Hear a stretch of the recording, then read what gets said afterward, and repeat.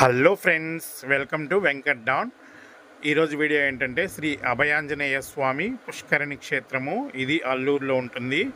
ఇది government hospital పక్కనే ఉంటుంది అల్లూరులో. ఇక్కడ కోనేరు చాలా బాగుంటుంది అందంగా. ఈ కోనేరు దగ్గర ఆంజనేయ స్వామి విగ్రహము చాలా పెద్దదిగా కట్టేసి, ఇంతకుముందు ఇలా లేదు, ఈ మధ్య దీన్ని బాగా డెవలప్ చేశారు. అవతల పక్క చూడండి, ఆంజనేయ స్వామి విగ్రహము చాలా పెద్దదిగా ఉంటుంది. ఇక్కడ మంగళవారం శనివారం పూజలు జరుగుతున్నాయి. చూడండి, ఇక్కడ లోపల కోనేరు. ఈ కోనేరులో మధ్యలో శ్రీకృష్ణుడిది విగ్రహం ఒకటి ఉంటుంది. చూడటానికి చాలా బాగుంది.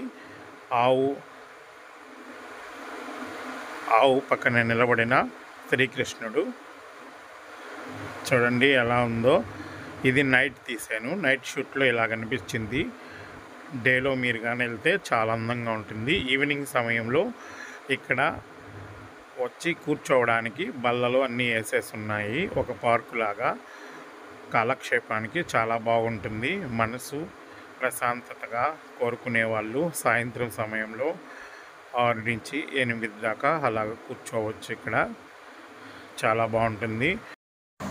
కార్తీక మాసంలో కూడా ఇక్కడ కోనేరులో దీపాలు వదలడానికి దీన్ని ఉపయోగిస్తున్నారు.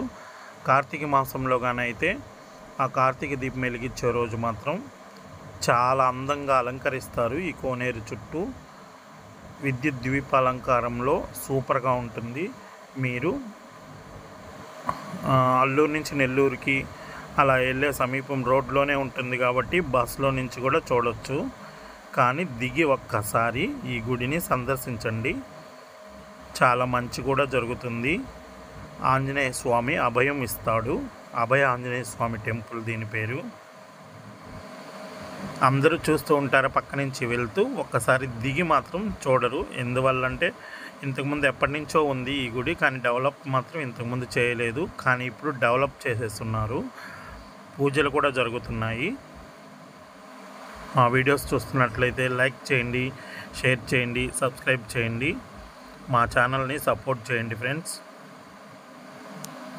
నాకైతే ఇక్కడికి వచ్చినప్పటి నుంచి ఎప్పుడెప్పుడు ఈవినింగ్ సమయంలో 5 to 7 అక్కడ గడపాలని అనిపిస్తూ ఉంది. అంత బాగుంది ఇక్కడ మాత్రము. Thank you for watching Venkat don.